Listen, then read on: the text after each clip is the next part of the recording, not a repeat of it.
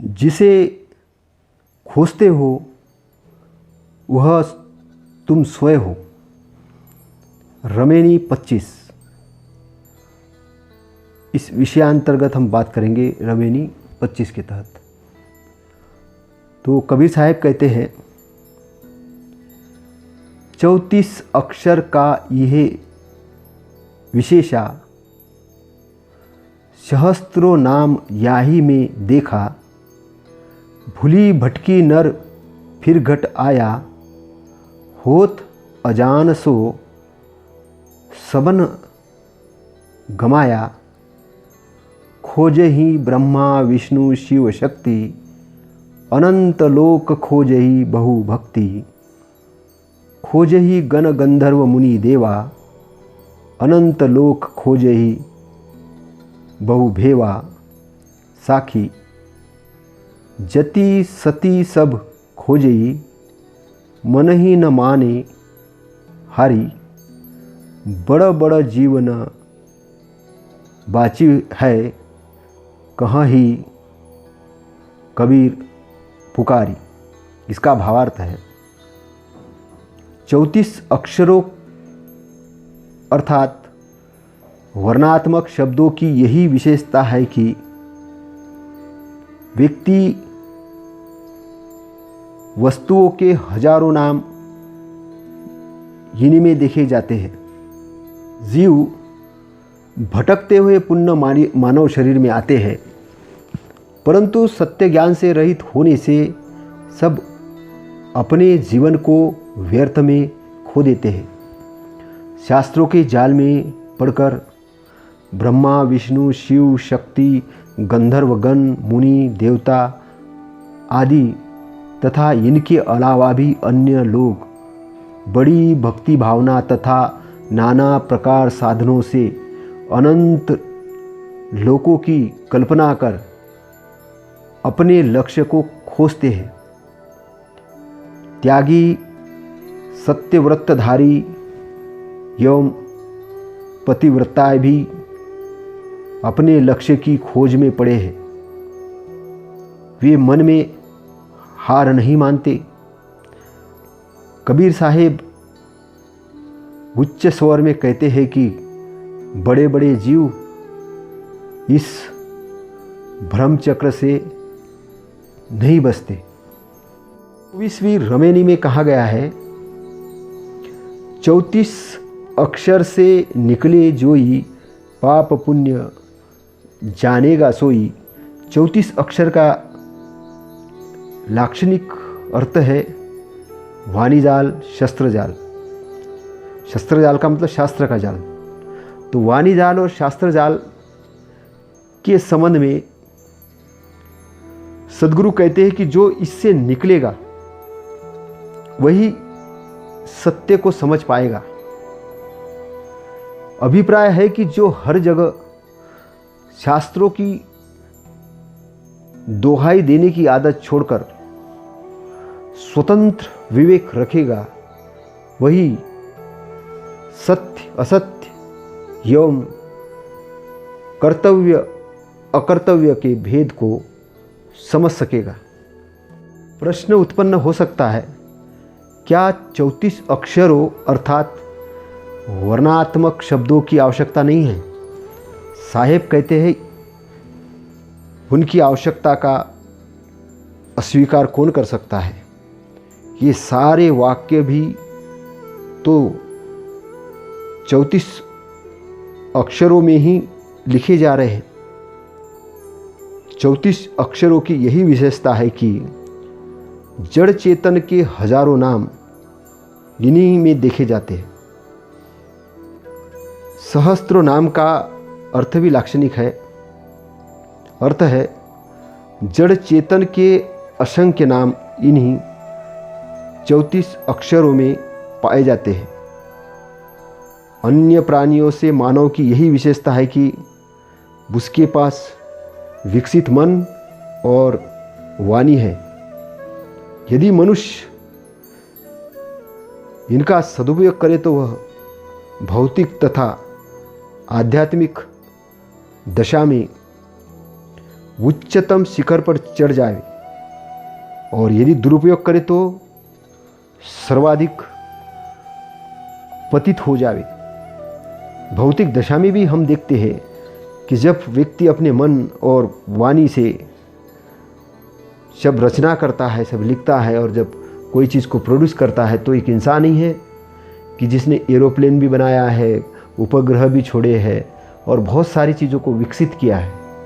और एक इंसान ही है कि जो अरहंत भी हुआ है, सम्यक संबुद्ध भी हुआ। आध्यात्मिक दायरे में देखो तो बहुत बड़े लेवल पे वो इंसान ही है जो गया है, जिसने सारे प्राणी मात्रा का संरक्षण भी किया है। तो इंसान एक बहुत बड़ी चीज़ है, लेकिन इंसान ही वो है कि अगर उसका दुरुपयोग करे तो आपने देखा होगा कि इंसान ही ऐसा है कि जापान जैसे 2 शहरों पे जब बम गिराए गए तो ये भी इंसान की कल्पना थी कि उसने वहाँ के लाखों लोगों को 2 दिन के अंदर ही ख़त्म कर दिया।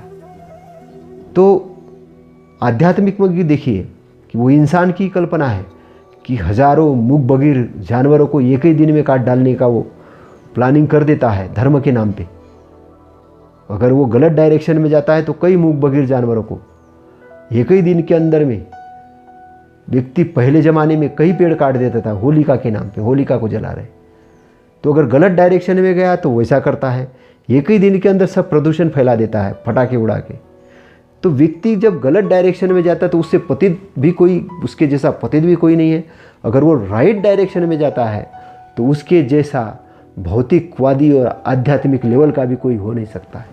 इंसान के अंदर ये खासियत है। सदगुरु कहते हैं कि मैं वाणी का महत्व मानता हूँ, उससे काम लेता हूँ और काम लेने की राय भी देता हूँ, परंतु उसके जाल में फंसने के से भी लोगों को सावधान करता हूँ।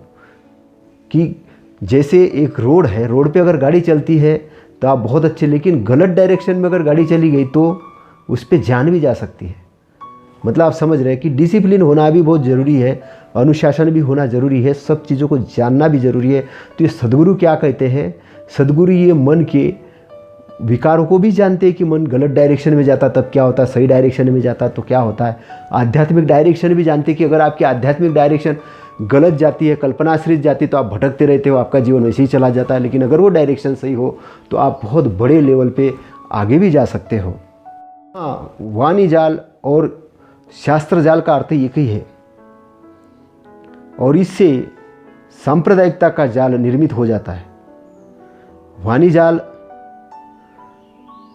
देवत्व, ईश्वरत्व, ब्रह्मत्व, परमातत्व, शिवत्व, मोक्षत्व जीव से बाहर बताता है और उसके लिए जीव को भटकाता है।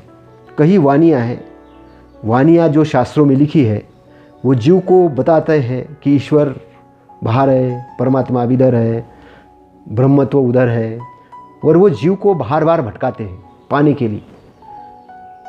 तो कोई व्यक्ति चारों धाम की यात्रा कर रहा है, कोई व्यक्ति ऐसे चकोरी जो पक्षी है उसके जैसे चांद की तरफ ध्यान लगा कि ये देख रहा है कि ऊपर से कोई ईश्वर आएगा। ऐसी कल्पना परिकल्पना में जीव भटकते रहता है और इसीलिए ब्रह्मा, विष्णु, शिव, शक्ति, गंधर्वगण, मुनि, देवता, यति, सती, साधारण मनुष्य सब अपने लक्ष्य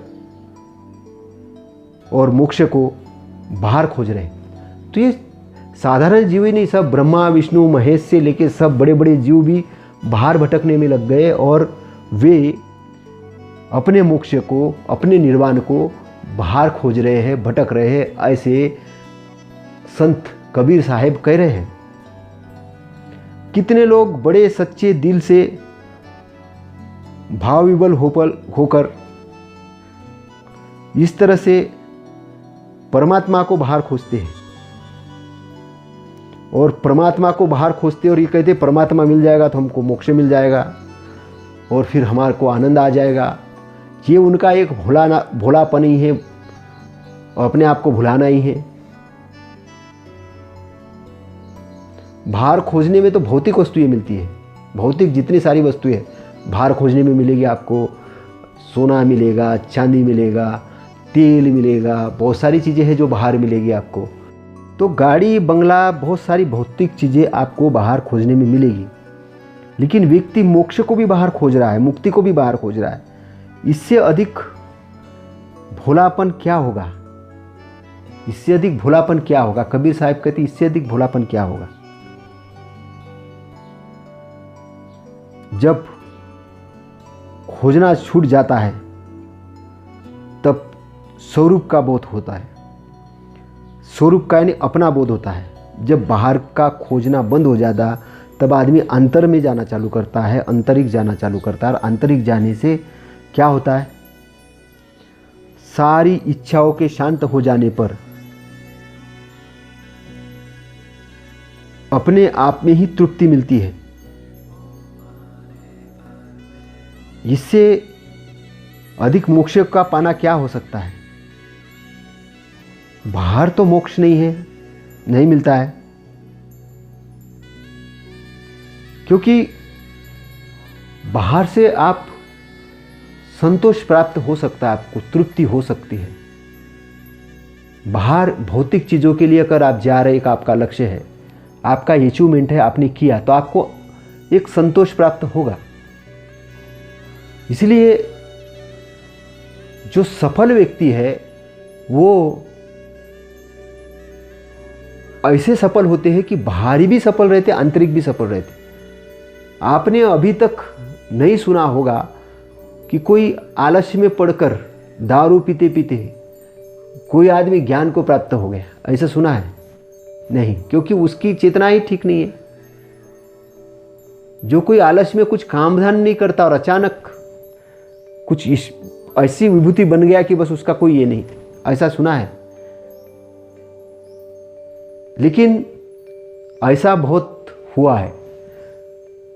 किसी का अगर थोड़ा दिमाग डिस्टर्ब रहा, वो ऐसे ही पड़ा है, तो पंडों ने, पुजारियों ने उसको भगवान घोषित कर दिया, उसको एक मंदिर में बिठा दिया और अनपढ़ जो लोग थे उनको बोला ये तुम्हारा ईश्वर है, इसकी पूजा करो और मांगो।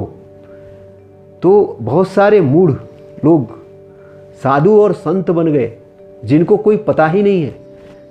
ऐसे लोग कि जो गांजा की चिलम फूकते हैं, दारू पीते हैं, भांग पीते हैं और बोलते हम ब्रह्मलीन हैं, हमको बहुत ज्ञान आ गया। साधारण जनता उसके अंदर ईश्वर देखना शुरू करती है।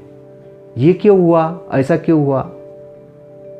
क्योंकि ऐसा इसलिए हुआ क्योंकि ये जो जीव है ये नहीं जान पा रहा है कि वो क्या है, उसको सही और गलत की जानकारी नहीं है, इसलिए बाहर भटक रहा है। तो कबीर साहब ऐसे भटकाव का विरोध करते हैं। कबीर साहब कहते हैं कि आप जानो, ये चीज़ को समझो और शास्त्रों के जंजाल से बाहर निकलो। शास्त्रों के जंजाल से बाहर निकलो। मन ही न माने हारी, यह कबीर साहब का एक व्यंग है। बड़ बड़ जीव न बाचे ही है, कही कबीर पुकारी। सदगुरु कहते हैं इस धोखे से बड़े बड़े जीव नहीं बचते। बड़े बड़े विद्वान, तपस्वी, नामी ग्रामी लोग भगवान के दर्शन पाने के लिए लालायित है। वे अपनी अवधारणाओं के प्रतिबिंब अपने मन में देख लेते हैं। मन कल्पना करता है किसी अवधारणा का और उसकी कल्पना करके वो उस कल्पना को ही परमात्मा का दर्शन मान लेते हैं। किंतु सारी अवधारणाओं का जो जनक है, उनका दृष्टा एवं ज्ञाता है।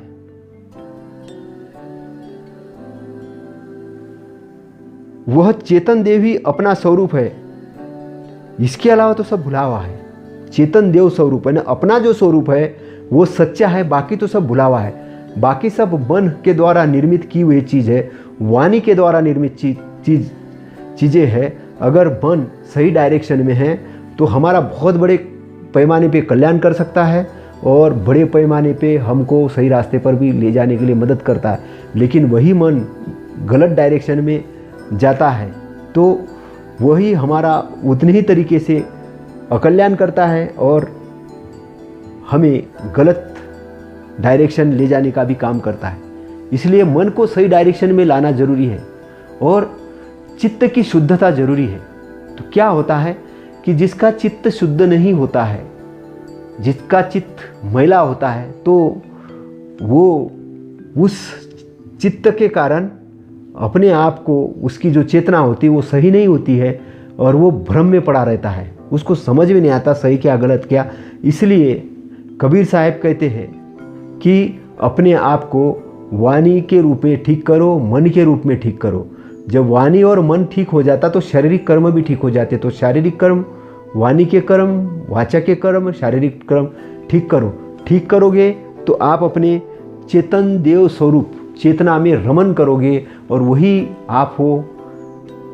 तुम जो बाहर खोज रहे हो, बाहर जो परमात्मा खोज रहे हो, बाहर जो मोक्ष खोज रहे हो, ये तुम्हारे मन की केवल कल्पनाएं हैं। बाहर जो ईश्वर खोज रहे हो, ये तुम्हारी मन के केवल भटकाव है। तुम्हें अपने अंदर आना पड़ेगा, अपने आंतरिक में देखना पड़ेगा। तुम्हारी मुक्ति तुम्हारे अंदर से शुरू होगी, तुम्हारे आंतरिक चेतना से शुरू होगी, बाह्य से नहीं होगी। इसीलिए समय रहते हुए जाग जाओ, समय रहते हुए जाग जाओ। ये जीवन को व्यर्थ मत करो, इस जीव को मत भटकाओ और अपने जीवन को व्यर्थ न करके सही सत्वत पे आओ। ऐसा कबीर साहब इस रमेनी के अंतर्गत कह रहे हैं। अब हम रमेनी 26 को देखेंगे।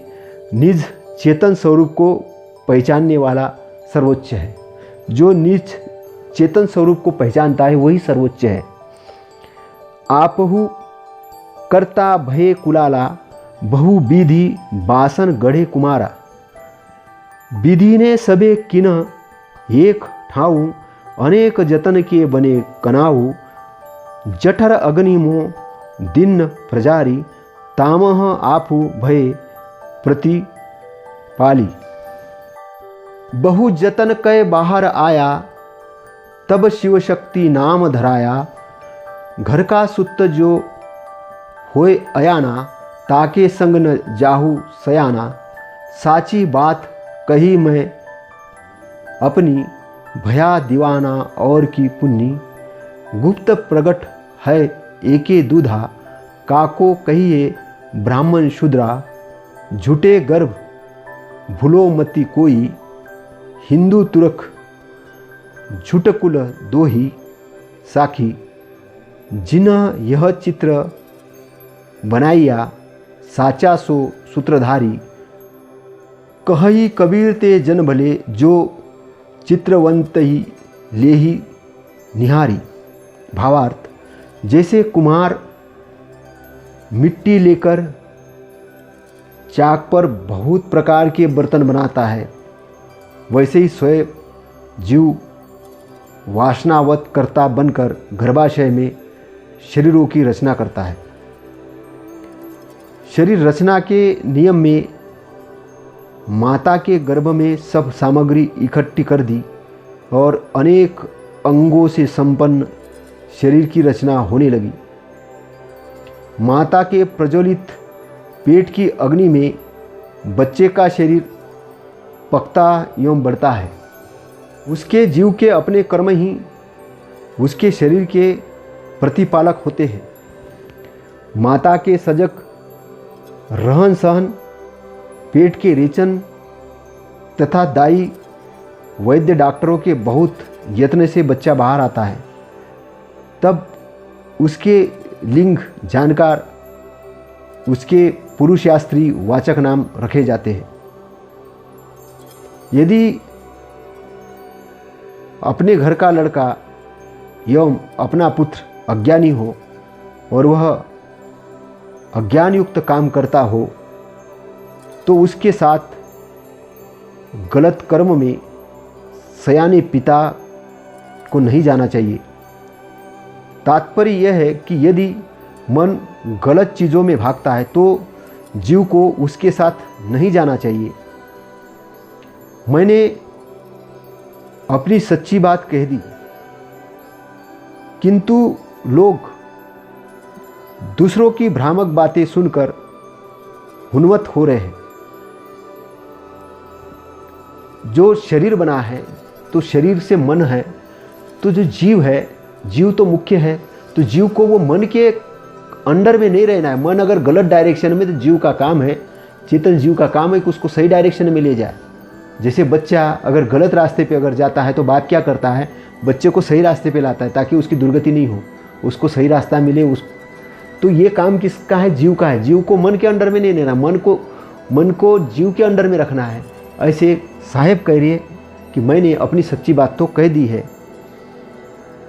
लेकिन लोग भ्रामक बातों को सुनकर उन्मुक्त हो रहे। गाय और भैंस के स्तन में हो या धोकर पात्र में रखा हो, दूध का प्रकार तो एक ही होता है। अब गाय के स्तन में दूध हो, गाय या भैंस के स्तन में दूध हो, या उस दूध को धोकर बाहर रख दिया जाए, तो दोनों का जो तत्व ज्ञान तो एक ही होगा ना। इसी प्रकार माता के गर्भ में या बाहर पैदा होकर इंसान का तत्व तो एक ही है। माता के गर्भ के अंदर में जब इंसान है, जब वो बनता है वो, और जब वो माता के गर्भ से बाहर आता है तब उसका तत्व ज्ञान तो एक ही है। फिर किसको ब्राह्मण कहा जाए और किसको शूद्रा? अब माता के गर्भ पे से तो सब लोग एक जैसे ही निकले, फिर किसको ब्राह्मण कहा जाए और किसको शूद्रा? ये जो ब्राह्मण और शूद्र बताने वाले जो लोग हैं, ये कौन लोग हैं? ये अज्ञानी जीव है। ये इसके मन भटके हुए, जिन्होंने ये रचना की है उनके मन भटके हुए, और मन भटके होने के कारण ऐसे उन्होंने शब्द जाल से, वाणी जाल से शास्त्रों की रचना की है, और उस रचना के कारण वर्ण व्यवस्था की स्थापना हुई है, जाति व्यवस्था की स्थापना है, छुआछूत की स्थापना हुई है। और वो होने से क्या हुआ कि लोग भ्रम में भटकते गए हैं, ऐसे साहेब कबीर कह रहे हैं। अंत मिथ्या अहंकार में यह मत भूलो, हिंदू और मुसलमान दोनों ही कुल असत्य है। हिंदू समझता है मैं श्रेष्ठ हूँ, मुसलमान समझता है मैं श्रेष्ठ हूँ, लेकिन कबीर साहब कहते हैं भैंस और गाय का दूध जब दूध ही होता है, वो बर्तन में लिया जाए तो भी दूध है, और जब गाय के अंदर होता है, स्तन से जब बाहर निकलता है तब भी वो दूध ही है, तो दोनों एक ही है। तो ये जो हिंदू मुसलमान का जो भ्रम है, ये भ्रम ही गलत है। इंसान ही है, सब समान है। तो इंसान ने दूसरे को इंसान समझना चाहिए, ये कबीर साहब कह रहे हैं। जिसने इस शरीर तथा इसके झूठे जाति वर्ण एवं नाना कल्पनाओं के चित्र बनाए हैं, वह शरीर के भीतर बैठा सूत्रधार अविनाशी चेतन ही सत्य है। सूत्रधार कौन है? अविनाशी चेतन है, वो एक सत्य है, बाकी तो सब सूत्रधार, बाकी कुछ नहीं है। कि चित्रों की रचना करने वाला कौन है? मन, इंद्रिय, ये सारी वाणी इससे जो निर्मित हो रही है, ये चित्र की रचना हो रही है, लेकिन इसमें सच्चाई नहीं है, ये चित्रों में सच्चाई नहीं है। सच्चाई कायम है जो हमारा चेतन अविनाशी जो है, चेतना स्वरूप जो हम हैं, वो एक सत्य है। और वो एक सत्य को जानकर कबीर साहब कहते हैं कि लोग समझदार है जो सारे चित्रों के रचयिता चेतन को समझ लेते हैं। वे लोग समझदार है जो ये समझते हैं कि सारे चीज़ को जो निहारने वाला जो है वो चेतन स्वरूप है। चेतन स्वरूप हमारे अंदर जो चेतन स्वरूप जो एक सच्चा हमारा चेतन है, वो सारी चीज़ को निहार रहा है, वो समझ रहा है कि ये सब, तो वहाँ तक पहुँचने की ज़रूरत है। क्योंकि जीव से मन बना, और अगर ये जीव बीच में है और चेतन स्वरूप उसके बाद में है, अगर मन मालिक बन गया तो ये जीव को भटकाएगा। अगर जीव के अंडर में मन रहा और मन जीव चेतन स्वरूप में स्थित रहा, जीव जो चेतन स्वरूप में स्थित हो गया, तो जीव तो डायरेक्शन में होगा ही होगा, मन भी डायरेक्शन में हो जाएगा। तो महत्वपूर्ण चीज़ है कि हमको अपना बेस पकड़ के काम करना है। लोग कहते हैं शांत चित्त से काम करो, शांत होके काम करो, क्रोध में काम मत करो, क्योंकि क्रोध में आप कंट्रोल में नहीं हो, क्रोध है। द्वेष में काम मत करो, द्वेष की अवस्था में काम करोगे तो कामाग्नि के अंतर्गत भी कामाग्नि के कारण जो बलात्कार, जो ये घटनाएं, जो सारी चीज़ होती है, काय के कारण होती है? कामाग्नि के कारण होती है। और कामाग्नि किसके कारण निर्मित होती है? मन के कारण। अब जीव मन के अंडर में चला गया तो कामाग्नि के अंदर में मन है, मन ने गलत कर्म कर लिया। लेकिन जीव चेतन स्वरूप में स्थित है, जीव अच्छाई में स्थित है, तो जीव मन को कंट्रोल कर लेगा, मन की वासनाओं को कंट्रोल कर लेगा और मन को गलत डायरेक्शन में जाने से रोक लेगा। इसलिए महत्वपूर्ण है मन की साधना। मन को साधना कंट्रोल करना, डायरेक्टेड करना, ये महत्वपूर्ण है। कौन करेगा? जीव करेगा। जीव कब करेगा? जीव जब शुद्ध चेतना में लीन होगा, उसके डायरेक्शन में रहेगा। अब आध्यात्म का मतलब आपको समझ में आ गया होगा कि आपको चलाने वाला आपका मन है, जो आपको चला रहा है। लेकिन मन के कंट्रोल में जीव चला गया तो मन गलत डायरेक्शन में चला जाएगा, क्योंकि मन अनकंट्रोल चीज़ है, वो कहीं भी जा सकता है। लेकिन अगर वो जीव के कंट्रोल में है और जीव चेतन अवस्था के कंट्रोल में है, चेतना में कंट्रोल में है, होश में कंट्रोल में, और ये कब कंट्रोल में रहता है? होश की स्थिति में कंट्रोल में रहता है, अवेयरनेस की स्थिति में। तो कई लोग बोलते हैं ना कि जागृत रहो, अवेयरनेस रहो, आलस में मत रहो।